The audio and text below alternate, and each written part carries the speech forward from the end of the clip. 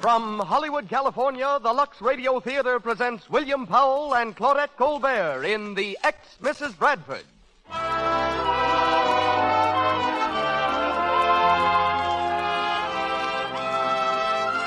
Lux presents Hollywood.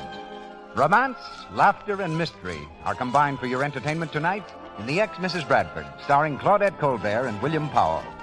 Our music is directed by Louis Silvers, and between the acts, you'll meet the physician-criminologist, Dr. Ronald W. McCorkle.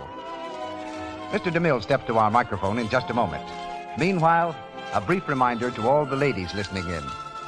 9 out of 10 screen stars use Lux toilet soap. That certainly is significant. It means that the loveliest women in the world, the beautiful stars of the screen, to whom an attractive complexion is so necessary, use safe, gentle Lux toilet soap.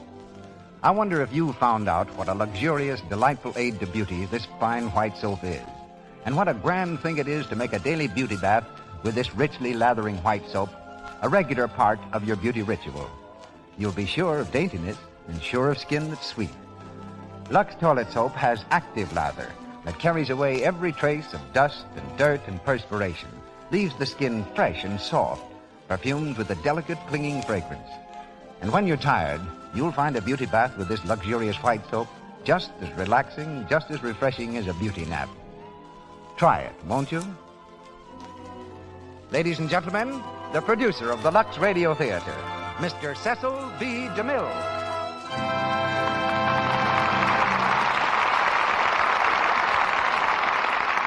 Greetings from Hollywood, ladies and gentlemen. Cain and Abel were the principals in the first murder case recorded in history. In this country, the first murder mystery occurred in 1630. It was solved by the law and written off the books with a length of rope. The gentleman who paid the penalty was John Billington, who gained the dubious distinction of occupying the first hangman's noose in America. Since then, mystery has always had a particular attraction in this robust land, inspiring some of our greatest authors to write some of their greatest stories. Men like Washington Irving, Hawthorne, and Edgar Allan Poe. Tonight's play comes out of the school which they established, flavored with a modern touch of dry humor and sophisticated romance, and employs the distinguished talents of William Powell and Claudette Coldbert. As Dr. Bradford, Mr. Powell repeats the part he played in the picture. And again, as Dr. Bradford, he has the sympathy of all patient and obedient husbands who crawl out of bed in the middle of the night to assure their wives that the noise they hear is nothing more deadly than the dripping of a faucet. Likewise, all those good women who at least once in their lives have been able to say, "I told you so," because it really was an intruder, will say it again with Claudette Coldbert as Mrs. Bradford. Miss Colbert's latest picture is Metro-Goldwyn-Mayer's It's a Wonderful World. Mr. Powell's detective experience certainly qualifies him for the role of the unwilling Sherlock tonight. He created Philo Vance on the screen, was the Nick Charles of The Thin Man, and he appears through the courtesy of Metro-Goldwyn-Mayer, where he's preparing another Thin Man picture.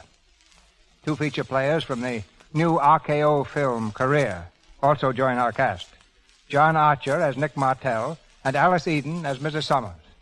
And now, let's dust off our magnifying glass, put on our gum shoes, and raise the curtain in the Lux Radio Theater as we present The Ex-Mrs. Bradford, starring Claudette Coldbert and William Powell.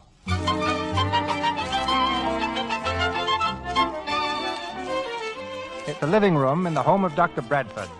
It's just before dinner, and the prominent surgeon, sitting at ease in his favorite chair before a comfortable fire, listens to the news reports on the radio.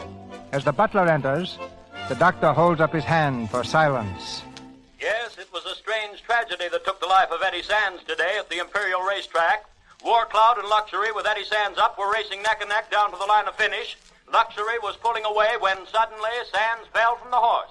The field doctors rushed to the jockey's side, but he was already dead. An examination disclosed that the famous little jockey had died of heart failure. News from Washington today is concerned mainly with the passage of a bill to regulate... What is it, Stokes? I beg your pardon, sir, but are you in? In? Why, yes, I think so. Oh, physically, of course, sir. But socially... Stokes, you bring up a very interesting point. If it's anybody I don't want to see, obviously I'm not in. Then, sir, you are not in. I shall tell her so at once. Don't bother, Stokes. Hiya, Brad. Paula, Brad, darling, kiss me. Paula, Dr. please. Bradford is not in, ma'am. Oh, I'm afraid it's too late, Stokes. Sorry, sir.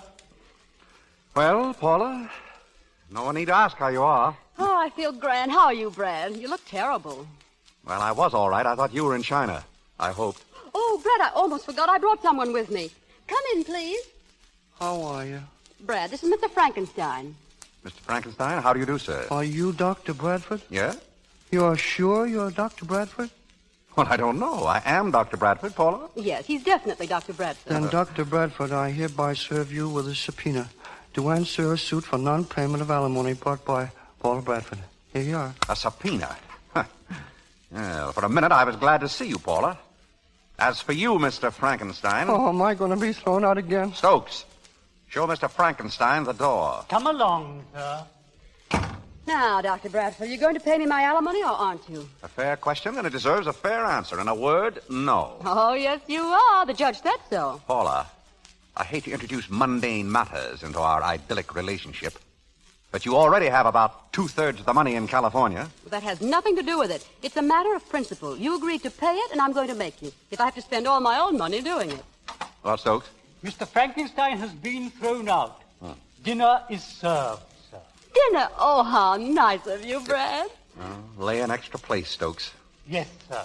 And lock up the silver.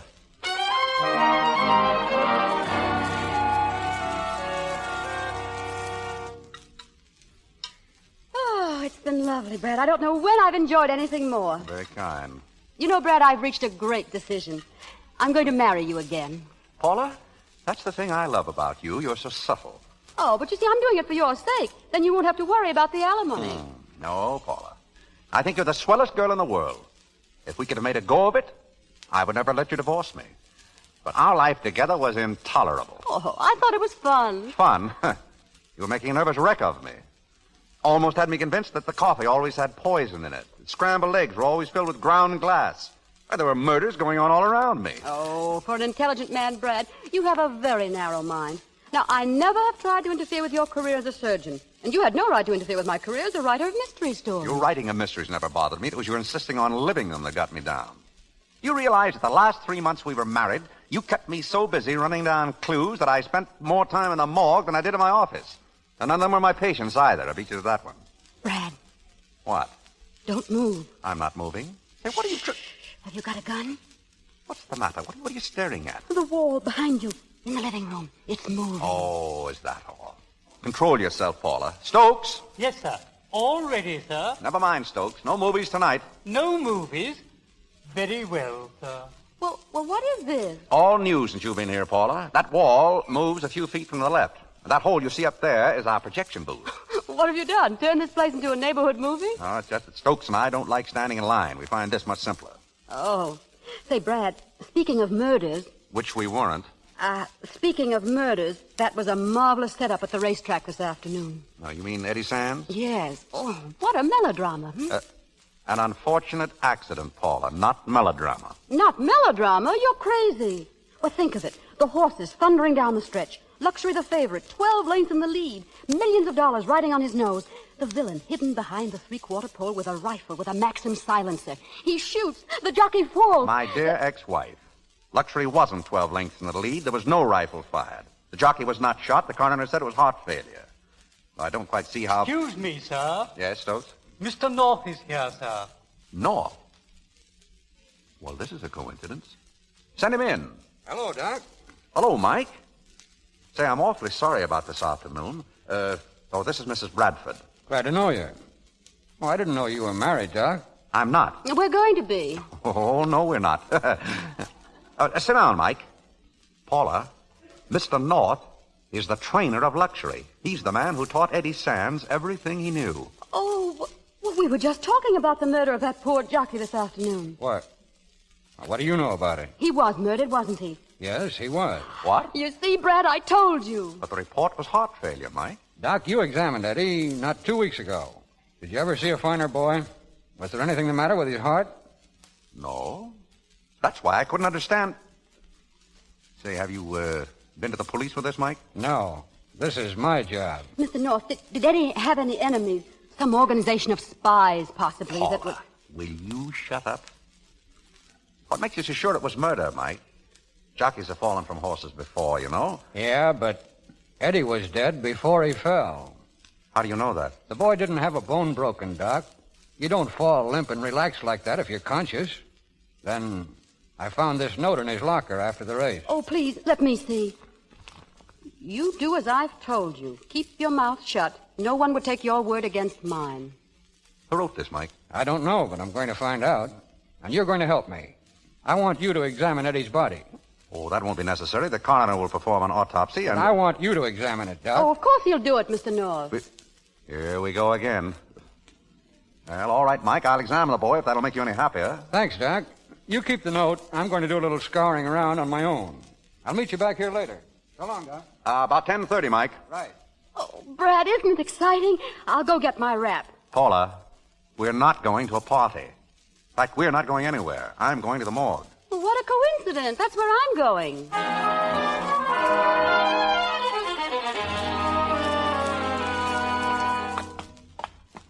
Right down this way, Doctor. Thank you. You know, Brad, this doesn't look at all like a morgue. You know why? We're not in the morgue yet. It's behind that door. Oh. Paula, will you please go home? No. Look, this is definitely no place for a woman. All right. I'll make you a proposition. If I don't go in, will you marry me again? No. Then in we go.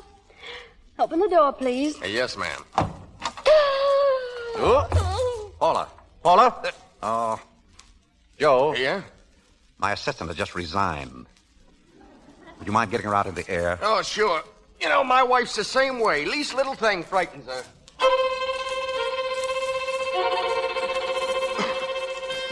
Find anything, Doc? I don't see anything out of line here. There's not a mark on the boy. He couldn't... Hey, wait a minute. Let me have a scalpel, will you? Yeah. Something on his back here. A little scraping. What do you make of that? Could it be chewing gum? It could be, but I'd be very much surprised. Let me have a tube with this scalpel, will you? I'll examine what's on it when I get home.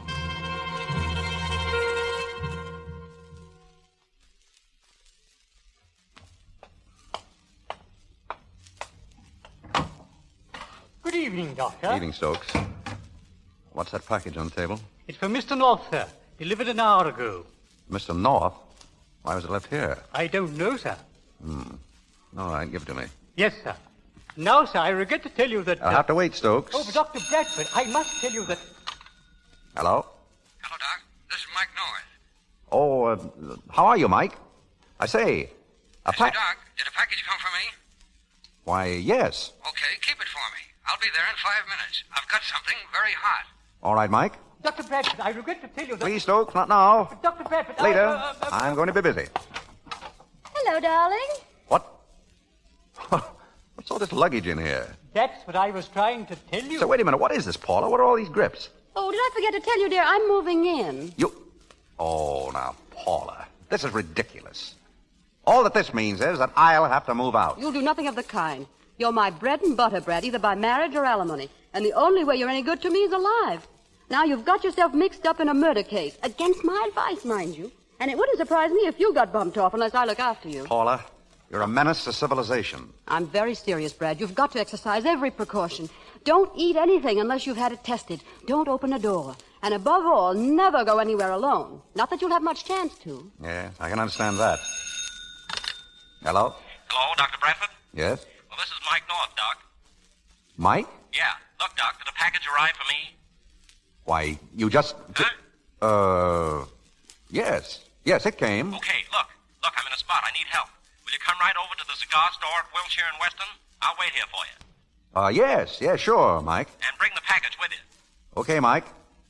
Goodbye, Mike. Well, I guess that was Mike. And that's where you're wrong, my sweet. That wasn't Mike. It was someone pretending to be Mike. Oh, what did he say? He wanted me to meet him with this package. What's in it? I don't know. Let me see. No. Don't do that. Oh, now, Brad, let me alone. Now, give me the package. No, will you please let go? I want to see what's in it. Listen, Paula, you should... Oh, Brad, it's money. Money? Scads of it. Isn't it beautiful? 60, 70, 80, $100,000. And you were just going to walk out with that and get clunked over the head by a phony Mike North. Well, it's a lucky thing I'm here, Dr. Bradford. Yes, very.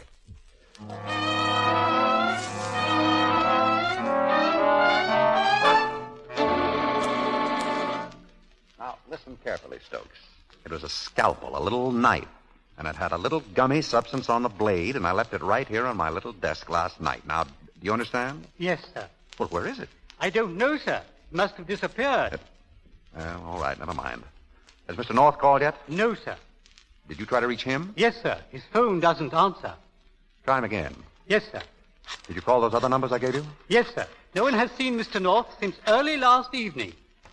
Hello? One moment, please. I'll take it. Hello, Mike? Yes? Hello? Is this Mike North? Yes, this is Mike North. Who's this? Oh, Paula, what are you doing over there? Where's Mike? I don't know, but don't worry. I've got clues. It'll probably take me all day, but I'll find him. That's fine. When I see him, I'll tell him you're looking for him.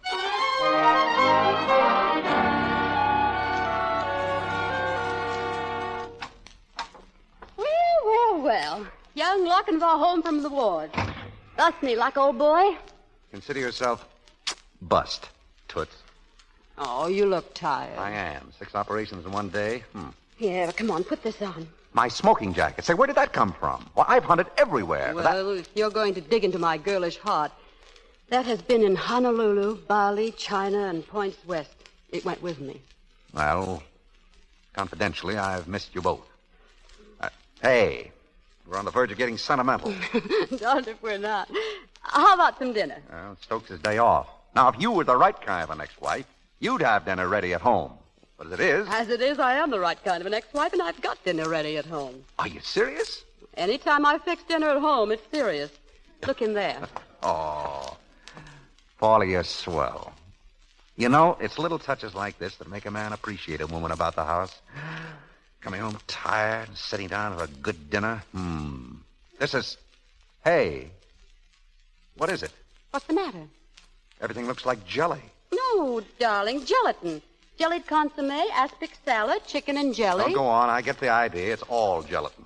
Well, now stop complaining. Try some of that jellied consomme. You find Mike? No. Well, neither did I. Brad, please, let's not talk about detecting, Let's just have a nice, quiet evening for once. The ex-Bradford's at home. Now, how do you feel? All right. Funny, so do I. Here, try some of that chicken in aspic. Thanks. How do you like it? All right. Sleepy? No, not particularly. Well, neither am I. I'm not even dizzy. Well, that's something.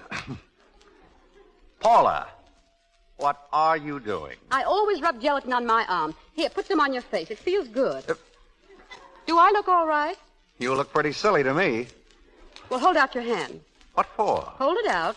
All right, now what? There. A little gelatin on the hand is good for you. Oh, thank you, Paula. Thank you very much. Now, hang on to it. I can't. It oozes out. Do you still feel all right? Paula, I feel fine, except I'm getting mad. Oh. Well, it's very funny. We ought to be dead. What? What was in that stuff? Just gelatin, but it should have killed us. Paula, you're crazy. They feed that stuff to babies. It may be all right for babies, but it killed Eddie Sands. That's what was on the scalpel. The scalpel? What do you know about the scalpel? Oh, I took it, didn't you know? Oh, heaven give me strength. Well, certainly. I took it over to the laboratory last night and had it analyzed. It was just gelatin. Paula, you're sensational. For a while, you had me interested in this detecting business. If someone else has stolen the scalpel But no, you took the scalpel. And proved that the poison was not poison, which very effectively ruins any help I could have been to Mike North. Except finding him. And we are now going to let the police worry about that. Oh, I think you're a sissy calling the cops. There's something very strange about Mike. I want to know what's become of him. Who could that be? Wait here, Paula. No. I want to see. Go on, beat it now, will you? Beat it. Wait, Brad. What? Listen to that bell. Just a minute. Brad, don't open the door. Just look out the peephole. Paula, will you? Oh, but you don't know who it might be. Please, look out the peephole. All right, get away. Who is it? Who's out? What do you see? That's funny. The man has his back up against the door. He's leaning on it. Get away, Paula. What are you going to do? I'm going to open it. Get away. Brad! Who is it? Oh, why does he lie there like that? It's Mike North. Mike? He's been shot through the forehead. Is he dead? Yes. Brad, there's a note on his sleeve. What does it say? This guy wouldn't turn over the money either.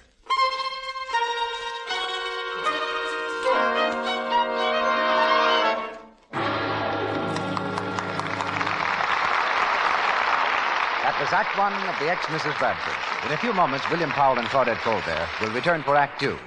Meanwhile, in this short intermission time, let's look in on a family scene. Why, Sue, dear, what energy. Must you play the piano before you even take your hat and coat off? Oh, I don't know, Mother. I just feel so good today. Bet you I know why. Bet you I know why. It's because she's got a date with John Lane tonight. Oh, Mother, make him stop it. Oh, so that explains it. Yes, Sue has a date tonight, and she's happy, as girls are when they're popular and sought after. Sue isn't beautiful, but she's lovely to look at because she has the charm of smooth, radiant skin. She's clever, too. She doesn't risk spoiling her good looks. She cares for her complexion the Hollywood way with gentle Lux toilet soap. It has active lather that removes dust, dirt, stale cosmetics thoroughly. It helps guard against choked pores, the choked pores that cause unattractive cosmetic skin, dullness, tiny blemishes, enlarged pores. Use cosmetics all you like, but use Lux toilet soap regularly, as 9 out of 10 lovely women of the screen do, as lovely women all over the country do. Use this gentle soap before you renew makeup during the day, always before you go to bed at night. Here's Mr. DeMille. The Lux Radio Theater brings you the second act of The Ex-Mrs. Bradford, starring Claudette Coldbert in the title role and William Powell as Dr. Bradford. A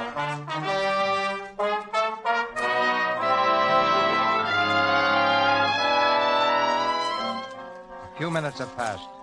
Just inside the door of Bradford's home, Mike North lies on the floor. Inspector Corrigan and his staff have arrived. Flashbulbs are exploding and fingerprints are being taken as the machinery of the law gets underway. Suddenly, the inspector turns to Bradford and eyes him coldly. All right, Doc, why did you kill him? Why did... Oh, don't be ridiculous. What would I kill him for? What? There you got me. But if you didn't, how did his body get here? I don't know. I saw someone leaning against the door. I opened it, and his body fell into the room. Mm-hmm. Pretty good man that can walk up to a door and ring the bell after he's dead. Just a minute, Inspector. Why would I kill Mike North? Oh, I don't know. But look, Doc, you've been a mighty suspicious character these last 24 hours. Mighty suspicious.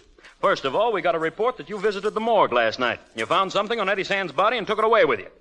Now, what was it? Well, it turned out to be gelatin. Well, that makes as much sense as the coroner's report. He performed an autopsy on the body and says the left ventricle was completely collapsed. Left ventricle collapsed. Well, that's funny. That's symptomatic of drowning or strangulation. Kind of cockeyed, ain't it? Drowning, strangulation, or gelatin? Why did you go down there, Doc? Because of Mike North. He came to me. Yeah, and that brings me to another interesting point. We just sent a man down to his hotel, and he found this. A woman's purse. You recognize it? No. That's funny. It's your wife's. Now, look, Doc, there's no sense kidding you. You're in a tough spot. I'm beginning to think you're right.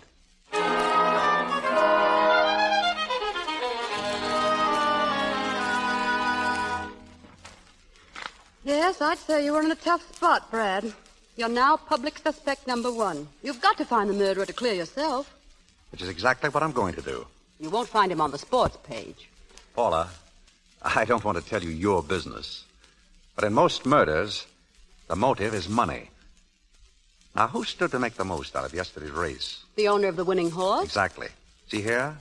6th race, winner, War Cloud. Owner, Leroy Hutchins. Odds 4-1. Hutchins? That's the man who called Mike last night. What? Yes, I found slips at Mike's place this morning. He had 3 calls last night. Hutchins, John Summers, and Nick Martell. In case of fire, run. Do not walk to the nearest exit. Where are you going? Find out who killed Eddie Sands. Brad, you're working on the wrong murder. It's Mike North they think you killed. Paula, it should be obvious even to you that if Mike was killed, it was because he had confirmed his suspicions about yesterday's race and was coming close to the murderer. So if I can follow Mike's trail last night... No, wait a minute. If you find out what he did, you may get bumped off, too. Maybe. Tell Corrigan I'll be back soon. Brad! Oh, Brad, come back. If you're going to be killed, I want to be there.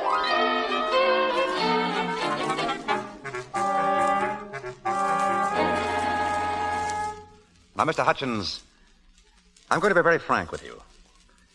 I'm investigating yesterday's race. I see. Investigating for the track officials? I'm sorry, Mrs. Hutchins, but I can't tell you that. Tell me, Mr. Hutchins, what sort of a trainer is Mike North? Well, one of the main reasons I wanted to buy the Summers stables was because Mike would go with it. Oh, then the deal didn't go through? No. Summers wanted $20,000 extra for luxury, and I couldn't see it. It's very interesting. Will you have one of these cakes, Doctor? They're very good. Hmm? Oh, yes, thank you. Well, is that what you called Mike about last night, Mr. Hutchins? Oh, you're mistaken, Doctor. I didn't call him. I saw him at Summers' house. I see. These cookies are good. What are they? Oh, a little idea of my husband. A gelatin filling. Well,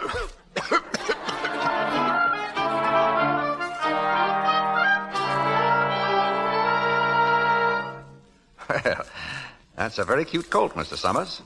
I'll buy him from you right now. Sorry, I never sold one of my horses in my life, sick or sound. Oh, I thought you were considering selling your stables. I? Of course not. I've told my trainer, Mike North, not even to bother me with any offers. Really? Won't you come into the house, Doctor? Oh, no, I feel right at home here.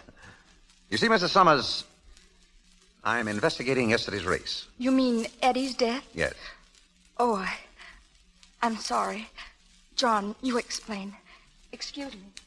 We were both very fond of Eddie, Doctor. His death was a terrible shock to us, but to her particularly. Yes, I can understand that, of course. I imagine Mike was upset, too. Very. Is that why he came here last night? Last night? Oh, yes. And to pay me some money he owed me. Suppose he made a killing at the track yesterday? Oh, he couldn't have done that. Luxury lost. But he might have bet on War Cloud. Dr. Bradford, I resent that implication. My trainer is an honest man. I'm sorry. Well, thanks for your help, Mr. Summers.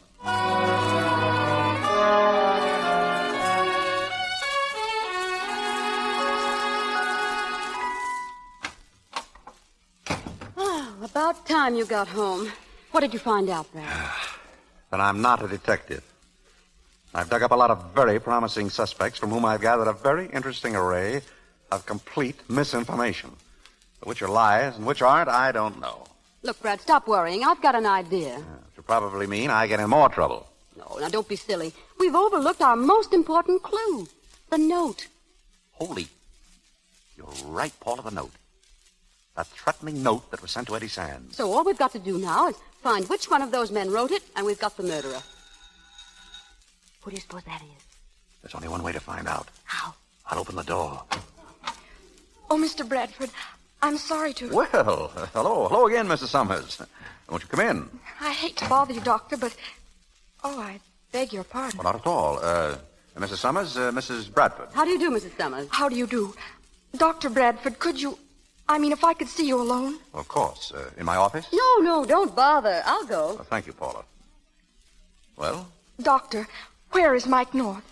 I'm sorry, but I'm afraid I can't tell But you. I've got to find him. Mrs. Summers, you evidently want me to help you. How about your helping me? How? Did you talk to Mike North last night? Yes, at my house. What about? About a threatening note Eddie received before the race. Mike told me he'd given it to you.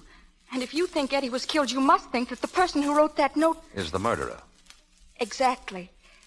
You see, I wrote it. Well, is this a confession? Oh, no. I promise you that note had nothing to do with it. What did it mean, Mrs. Summers? This isn't very easy to say, Doctor. But I've been a very stupid woman. My husband was suspicious. Eddie knew that there was someone else. Eddie loved my husband as he would a father, and out of loyalty to him, threatened to tell him. I wrote Eddie that note, and he died. And so, you see, the note must be destroyed. Please give it to me, I promise you. Well... Don't be a sap, Brad. Paula, will you please... Give me that note. What do you want it for? Now, don't argue. Just give it to me. Now, Mrs. Summers, will you please write? Write what? On this pad. Write, you do as I tell you and keep your mouth shut. Now, give me the pad. Mm-hmm. Yes, it's the same writing. Well, I just had to make sure you weren't protecting somebody else. Good girl. Here's your note, Mrs. Summers. Bless you both. I'm so grateful. Oh, don't mention it. Brad was glad to do it. Good night. Good night, Mrs. Summers. Well, that got us a long way. I can feel the noose around my neck right now. Brad, what's the name of that bookie you used to know? Bookie? Why? Oh, Nick something. Nick Martell? That's it, Martell. What's he got to do with it? Oh, nothing, except that Mrs. Summers mentioned something about her husband being suspicious. Well? And this afternoon, I saw her and Martell together at the Hills Gate bar. You did? She and Martell? Mm-hmm, I'm sure of it. They sat right next to me, and Martell was yelling about losing a lot of money when War Cloud won. Which means somebody placed a big bet with him. So long, Paula. Well, wait a minute now. Where are you going now? I'm going to call on Mr. Martell, and I hope he isn't home. I'd like to take a look at the records in his safe.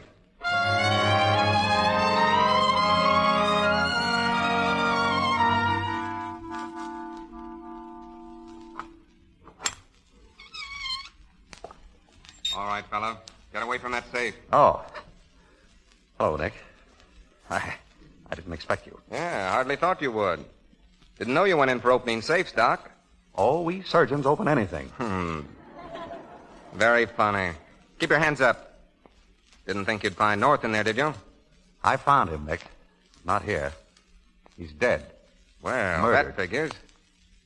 You start double-crossing it. Do they know who did it? The police think I did. No kidding. Huh. You're certainly behind the 8 ball. On the spot with the cops and with me. Look, Nick. They hang people in this state for murder. And I have no intention of being hanged if I can avoid it. If the only way out, for me, is to pass the buck to someone else, I'm going to pass it. Well, you can't get ruled off for trying. I can do better than try, Nick. I have an appointment with Corrigan in the morning. I can tell him a lot of interesting things. You kill me, Doc. Why, what makes you think you're going to see Corrigan in the morning? Or anybody else? Yes, there's that to consider. Well, shall I answer it? Get back over there. Certainly. Hello? Oh, yeah. Yeah, wait a minute. It's Corrigan. For you. Corrigan? Well? Tell him everything's all right, Bradford. Is it? Yeah. Hello, Inspector. Hello, Bradford. I've got everything under control here. How are you doing? Thanks, Inspector. Everything's fine. Yes. Yes, I'll be there. Bye. All right, Doc. You win. For the time being. Thanks. Don't thank me. Thank your friend Corrigan. Now that you've seen my books, you understand how I felt about Mike North. He'll rest his soul in peace. Oh, sure. But I'm still a little puzzled. Can't you read? Look, Mike North. He bet 25 grand on War Cloud to win. Paid off at 4-1. And I'm stuck for 100 grand, every cent I own. That's what I don't understand. You knew Mike was betting on War Cloud. You must have known that Luxury couldn't win. Mike didn't make the bet himself. He was too smart for that. Sent some guy to place the bet. Who was he? Search me, some little guy with a scar on his face.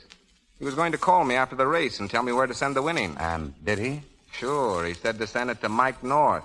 Apartment K, 717, Kosciuszko Street. But Mike lived at the Hotel Merton. I know that. He was using this other address as a blind. But I wanted to tell Mike myself what I thought of him.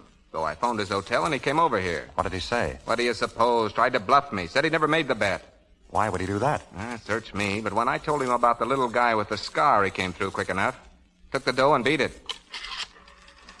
Western Union, please. Where were you supposed to send the money? Apartment K, 717, Kosciuszko Street. Hello? I want to send a telegram, please. This is Beacon 7942. The message is to Dr. Lawrence Bradford, 614 Harlan Drive, City. Meet me in my apartment, 717 Kosciuszko Street. Signed, Mike North. What's the idea of that? Oh, just in case I'm not around in the morning. I want Corrigan to know where I am.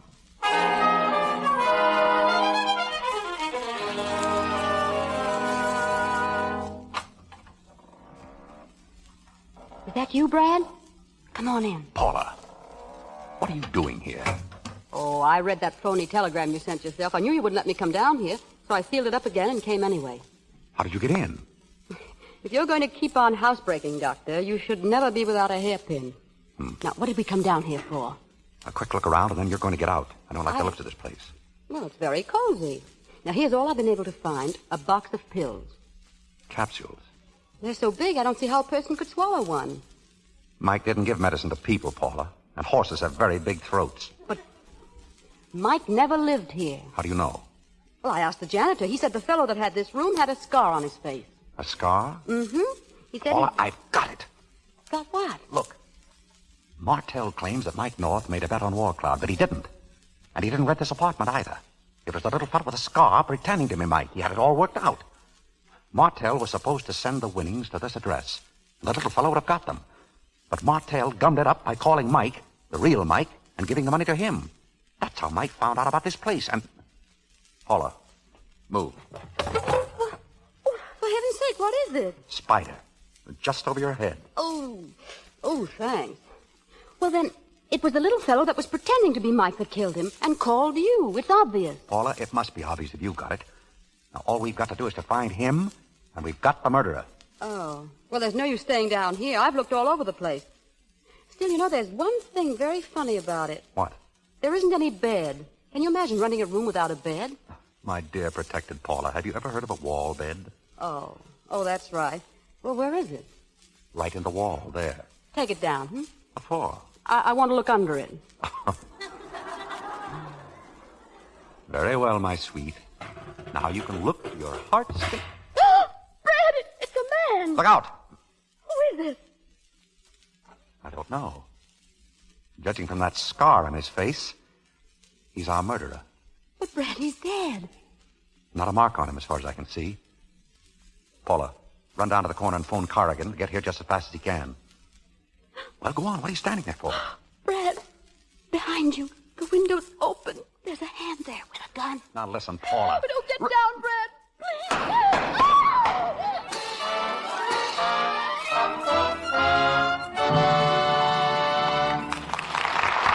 Pause for station identification. This is the Columbia Broadcasting System.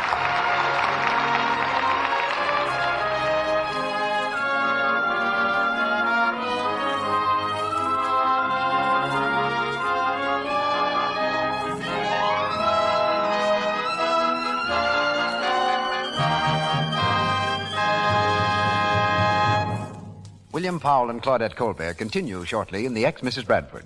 Our brief pause between the acts tonight brings you an unusually interesting intermission guest. But before he appears, I'd like to say just a word or two to you ladies. May I tell you something frankly?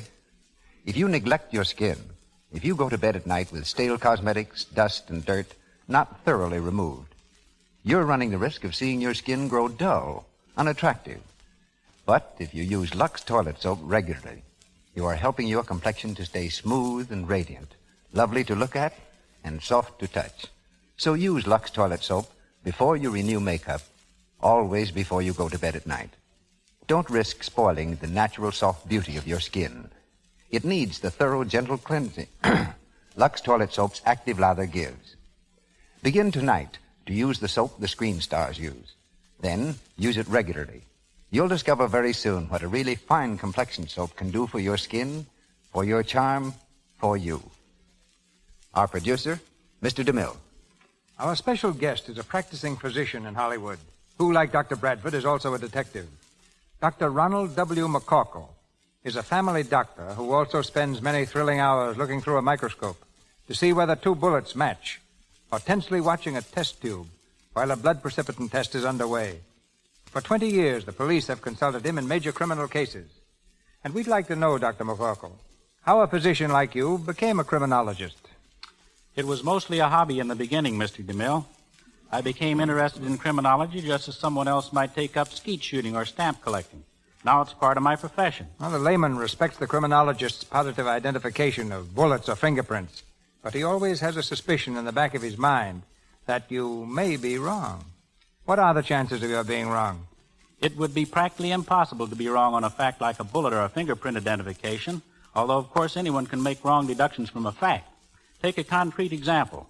Suppose when the third act of this play begins, we find Dr. Bradford on the floor with a bullet in his body. Suppose the police find a man running away from the house with a gun in his pocket. Well, how would you prove that the bullet in Bradford's body came from that man's gun? We fire another bullet from the gun, then compare this bullet with the one removed from Dr. Bradford's body under a comparison microscope, one through which one can look at two objects at once. The chances of such an examination giving the wrong answer are roughly 1 in a trillion or so. Does a scientific criminologist go to the scene of the crime, or does he usually stick to his laboratory? Both. In fact, certain police departments now use traveling laboratories for immediate investigation. When he arrives, I suppose the traditional thing is for him to pick up the gun with his handkerchief and put it in his pocket? Mr. DeMille, I'm looking for a movie or a mystery story where the detective does not pick up the gun with his handkerchief. Actually, that would erase fingerprints, almost as effectively as wiping the gun. The proper way is to pick up the gun by placing a pencil through the trigger guard where the criminal would not have left his prints. Better yet, tie an identification tag to the trigger guard and pick up the gun by the string. However, I don't recall a major case in many years which has been solved by means of fingerprints on a gun. They're usually wiped off or smudged. The fingerprints that catch criminals are the ones he leaves on furniture or glass and forgets about. Well, doesn't scientific criminology also play a part in the defense of persons accused of crime? Yes, that's becoming more important. 20 years ago, I was unable to establish the innocence of 2 boys accused of murder. A blood-stained knife found near a man who had been stabbed to death was traced to these boys. They said they had been hunting and had used the knife for dressing birds. There weren't any feathers on the blade, so their story seemed doubtful. I used a new test just then being developed and established that it was the blood of a bird and not of a human. A few months later, a man confessed to the crime. Tell me, Doctor, have you got a case under consultation now? Yes, there's one I expect to solve very shortly. A murder case? Quite the contrary. I expect to pay a visit with the stork any moment now. Thank you, Mr. DeMille. Don't forget the fingerprints of baby. Claudette Coldbert and William Powell in Act 3 of The Ex-Mrs. Bradford.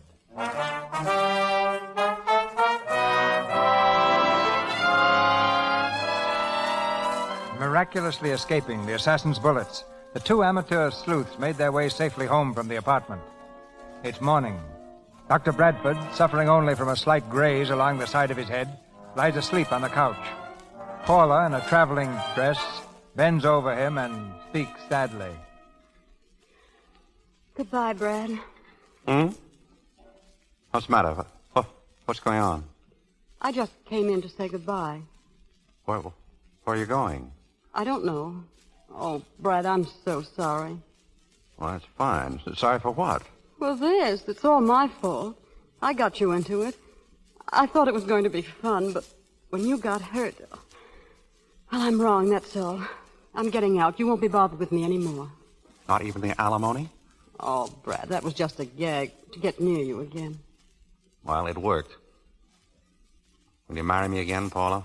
Well, oh, lie down, dear. You've got a fever. Getting shot, even grazed, often makes people delirious. No, I'm all right. I mean it, Paula. I've been a chump. I found that out as soon as I let you go. And when you came back, well, there it is. I want you to stay. What do you say? Will you marry me? Dr. Bradford, in a word, yes.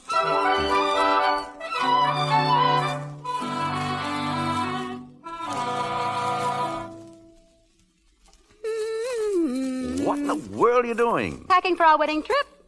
What's all this junk on the floor? Oh, just some things I figured on using for murder mysteries. This was the crowbar mystery.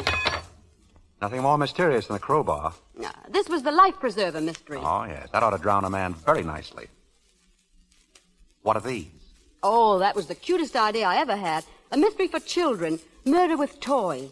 I still think if it had worked, it would have been a great idea. Oh, what's this? A toy spider. It's in the wrong box.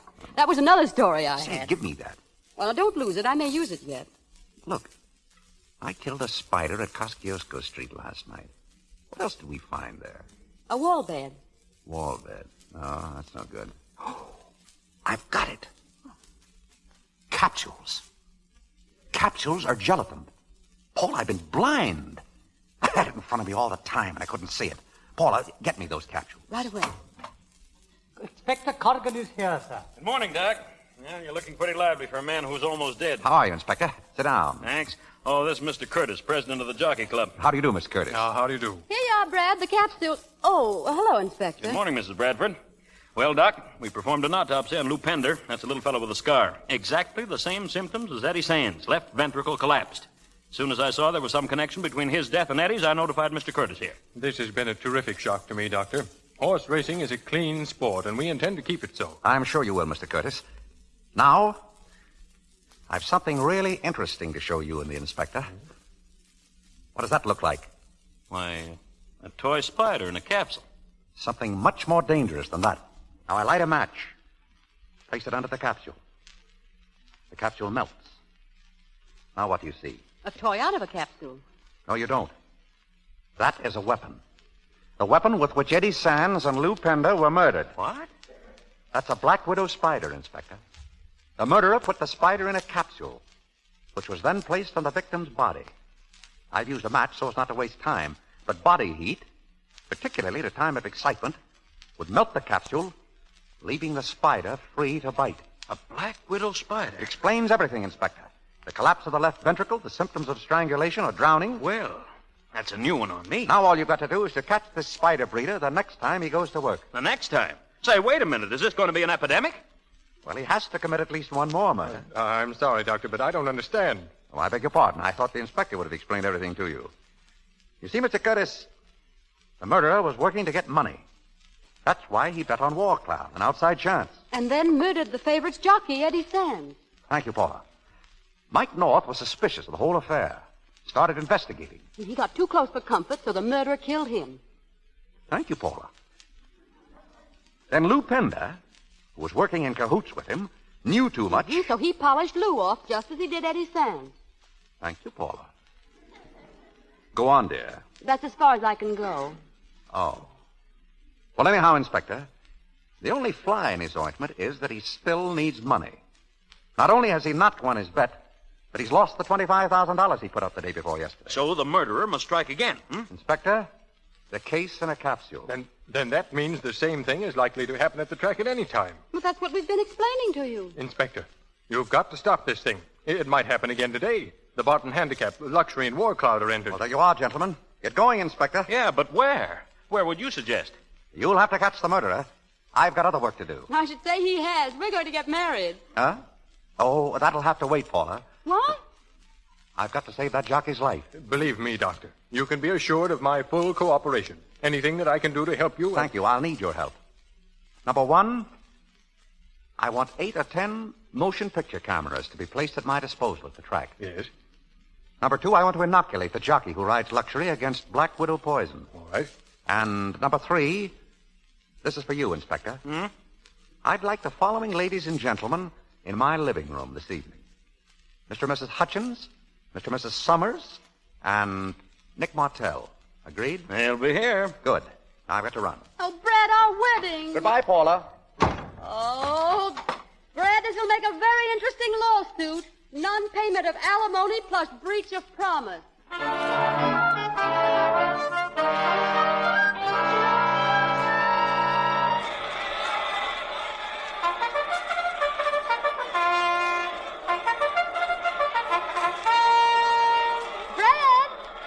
Hi, sweet. Did you inoculate Luxury's jockey? Yes, with a little difficulty. I always thought you used a hypodermic. Well, what do we do now? Nothing. I've done everything I can. The boy will not be killed. You think Corrigan will catch the murderer? I know darn well he won't. And there they go. They're off, Paula. Brad, roll up your sleeve. Luxury's running 6th. What? Roll up your sleeve. What for? I'm going to inoculate you. Paula, what? Now use your head, Brad. There have been 2 attempts on your life already. What's going to happen when the murderer discovers you wrecked his plans today? I hadn't thought of that. I don't want you killed, Brad. And believe me, when somebody until somebody catches that murderer, you're not going to have 1 minute free from danger. Well, there's nothing I can do about it now. I brought only 1 dose of antitoxin. I gave that to the jockey. Oh. Well, in that case, let's enjoy the race. They're coming down to the line of finish now. It's War Cloud and Luxury, War Cloud and Luxury. They're running neck and neck, and now Luxury is pulling away. It's Luxury and War Cloud, and Luxury is the winner by a head. Well, Doc, there's your race. Nothing happened. Everything on the up and up. It's a moral victory for you, Inspector. And to the victor belongs... Oh! Oh, look out there! Holy smoke, it's Luxury. He's running away. The jockey's off. He's lying out on the track. Come on, Inspector, quick. Right with you. All right, stand back there. Get back. Give the doctor room to work. Get back, I say. Get his shirt open. Oh, there it is. The Black Widow on his chest. Look out. Get it off him. Up. Well, there's your murderer, Inspector. Black Widow Spider. I gave Spike an antitoxin before. This is an antidote. Spike, you'll be all right. Tomorrow, you'll never know this happened. Oh, I apologize, Doc. I'd give a month's pay to know who put that on him. That won't be hard to find out. Wait till tonight.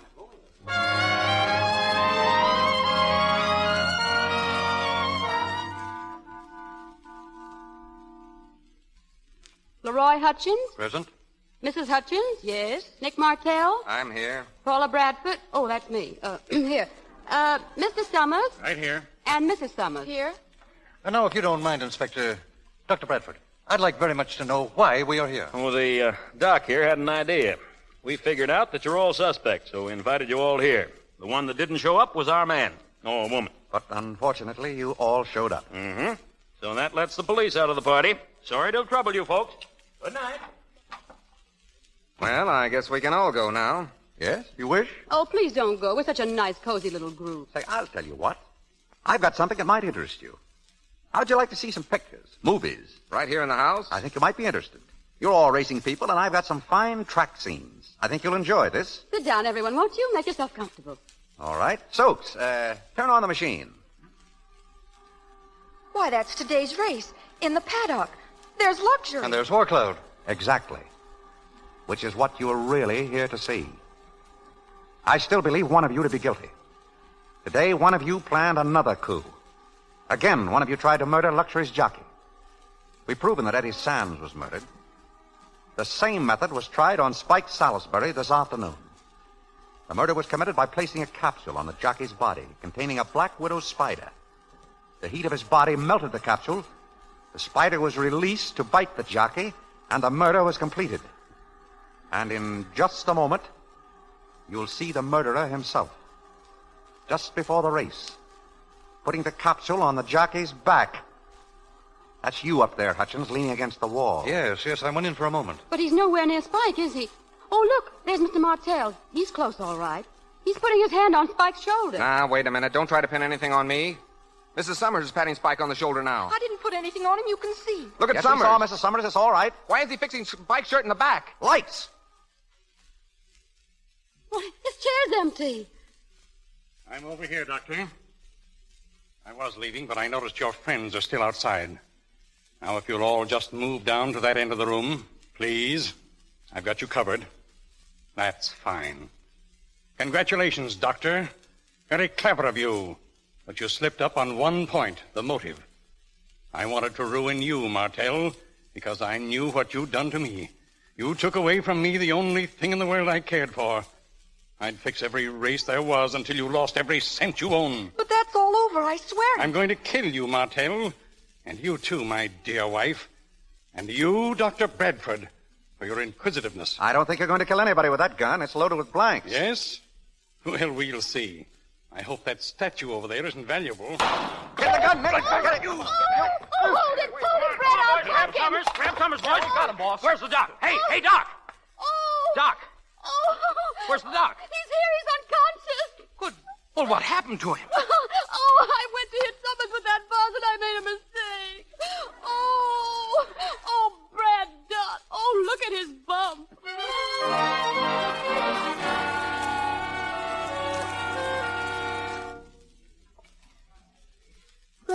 You look awfully cute, Brad. I like your bandage.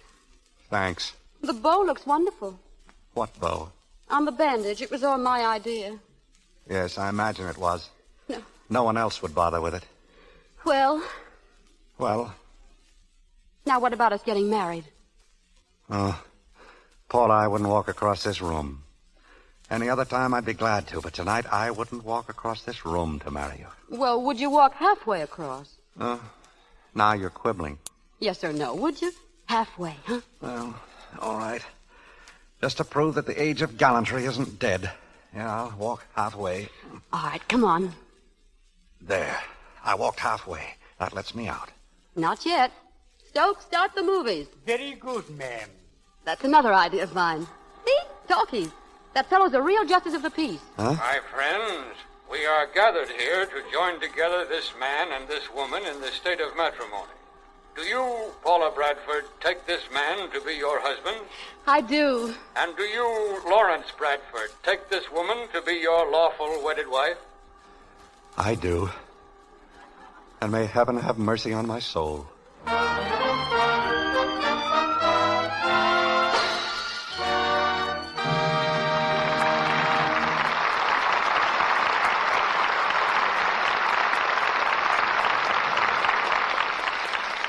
Casting off their detective disguises, William Powell and Claudette Coldbert return for a curtain call. Bill, as a forgotten man, how do you... Pardon me, C.B. That shadow over there in the corner, it looks like a man. Now, wait a minute. Just a minute, Claudette. I'll do no more detecting tonight. Oh, but it may be a dangerous prowler of some kind. Where's the shadow, Claudette? Oh, there, by the curtain. Doesn't it look like a man? Oh, it does. He works here. Oh. Well, you can't be right all the time, but, Claudette, I think you have a suspicious nature. No, not in most things. But among the things I don't like are strange shadows on the wall or strange soaps. That's why I've used Lux soap for years. I know I can depend on it. Now, but what was that I interrupted a while back, C.B.? You were saying something about Bill as a forgotten man. I was about to ask him how he liked working for me in a picture. Working for you, Cecil? I've worked with just about every director in Hollywood except you. You have a scene in my last picture. Did Bill play one of the Indians? No, Bill plays a tramp who lives in the city dump, a very charming tramp. Oh, yes, that was my man Godfrey. Only you didn't direct that, Cecil. No, but I used a scene from it in Land of Liberty. The picture which will be Hollywood's contribution to the New York World's Fair and the Golden Gate International Exposition in San Francisco. What else is in the picture, C.B.? Well, it's made of scenes dramatizing American history, taken from 124 pictures dating back as far as 1910, and a good deal of modern history as seen through the eye of the newsreel camera. Land of Liberty will not be shown anywhere for profit, and for the present only at the two fairs. A picture like that should be a pretty valuable document, C.B., even if I am in it. And I think it'll still be more interesting 20 years from now. I hope I can see it at one of the fairs. Well, good night, C.B. Good night, Cecil. You'll hear from us again the moment we need a couple of good detectives. Mr. DeMille returns in just a moment with news about next week's stars in play. Heard in the Ex-Mrs. Bradford were John Archer as Nick Martell, Alice Eden as Mrs. Summers, Norman Field as Mr. Summers, Colin Campbell as Stokes, Ray Appleby as Mike North, Ross Forrester as Mr. Frankenstein, Frank Nelson as morgue attendant, John Fee as Mr. Hutchins, Martha Wentworth as Mrs. Hutchins, David Kerman as Mr. Pender, Lou Merrill as Inspector Corrigan, and Bob Burleson as Mr. Curtis. Tonight's play was filmed by RKO Studio, producers of the new picture, Career. Louis Silvers appeared through courtesy of 20th Century Fox Studio. He directed music there for Susanna of the Mounties. Be sure to listen to the Lux Daytime Radio program. It tells you the enthralling story of the love and problems of a young, attractive woman doctor. Look in your newspapers for the time and station every afternoon, Monday through Friday. The life and love of Dr. Susan comes to you in addition to the Lux Radio Theater. Mr. DeMille. On the eve of her wedding, a girl makes a wish that she may never grow old. From that day on, she watches time leave its mark on all that she loves, while she herself never changes. This is the theme of the play you'll hear next Monday night, a play called Mrs. Moonlight, with two splendid artists in the starring roles, Janet Gaynor and George Brent. Since the beginning of time, men and women have searched for the secret of eternal youth. Listen next Monday and learn of one who finds that secret and of how she uses it.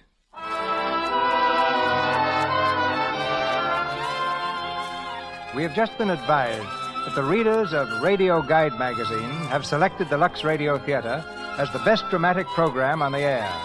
We are grateful to all who participated in this poll, and to Radio Guide magazine for the medal symbolizing the honor. Our sponsors, the makers of Lux Toilet Soap, join me in inviting you to be with us again next Monday night when the Lux Radio Theater presents Janet Gaynor and George Brent in Mrs. Moonlight. This is Cecil B. DeMille saying good night to you from Hollywood.